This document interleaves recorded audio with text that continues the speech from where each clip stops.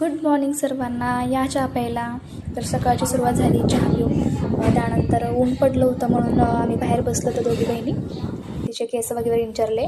त्यानंतर नाश्ता केला आणि लागलो आम्ही साफसफाईला. तर आमची ही साफसफाई दिवाळीनंतरची आहे.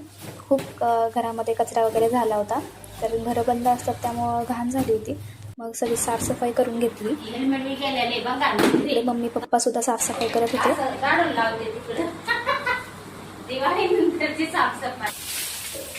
सगळी घरं पाण्याने स्वच्छ धुवून वगैरे घेतली.